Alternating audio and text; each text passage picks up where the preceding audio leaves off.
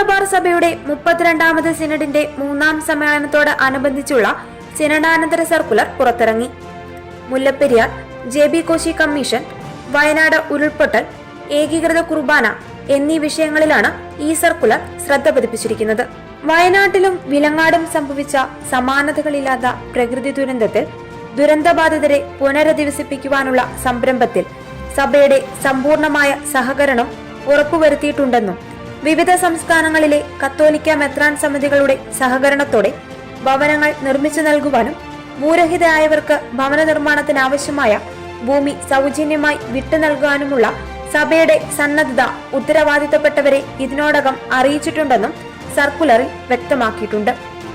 പ്രകൃതി ദുരന്തങ്ങളുടെ മറവിൽ കർഷക ദ്രോഹപരമായ നടപടികൾ ആരംഭിക്കുവാൻ സർക്കാരിന്റെ ഭാഗത്തുനിന്നും ഉണ്ടായ നീക്കങ്ങൾ അപലപനീയമാണെന്നും പരിസ്ഥിതി ലോല പ്രദേശങ്ങളായി കേരളത്തിലെ 131 വില്ലേജുകൾ ഉൾപ്പെടുത്തിക്കൊണ്ടുള്ള കേന്ദ്ര സർക്കാർ പുറത്തിറക്കിയ വിജ്ഞാപനം മലയോര കർഷകരിൽ ഏറെ ആശങ്ക ഉളവാക്കുന്നുണ്ടെന്നും സർക്കുലറിൽ പറയുന്നു.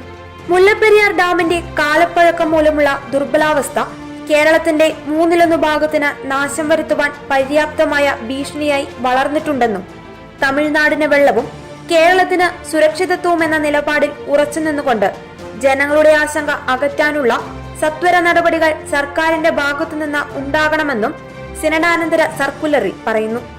ഏകീകൃത വിശുദ്ധ കുർബാനയർപ്പണം ഞായറാഴ്ചകളിലും കടമുള്ള മറ്റു ദിവസങ്ങളിലും ഒരു കുർബാനയെങ്കിലും ഏകീകൃത രീതിയിൽ ചൊല്ലിത്തുടങ്ങുന്ന പള്ളിയിലെ വൈദികർക്ക് സഭാപരമായ നടപടികളിൽ നിന്ന് താൽക്കാലികമായി ഇളവ് നൽകുമെന്നും സർക്കുലറിൽ അറിയിച്ചിട്ടുണ്ട്.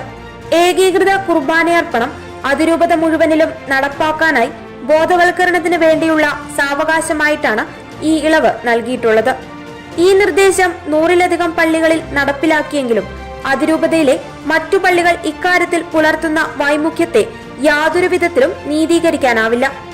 ഇത്തരം നിലപാടുകൾ കുറ്റകരമായി കണ്ട് നടപടികൾ സ്വീകരിക്കുന്നതാണെന്നും ഒരുമിച്ച് നടക്കുവാനുള്ള സിനഡിന്റെ പരിശ്രമങ്ങളെ ശരിയായ അർത്ഥത്തിൽ മനസ്സിലാക്കി സഹകരിക്കുവാൻ എറണാകുളം അങ്കമാലി അതിരൂപതയിലെ വൈദികരോടും സമർപ്പിതരോടും അൽമായരോടും സിനഡാനന്തര സർക്കുലറിൽ ആവശ്യപ്പെടുന്നുണ്ട്.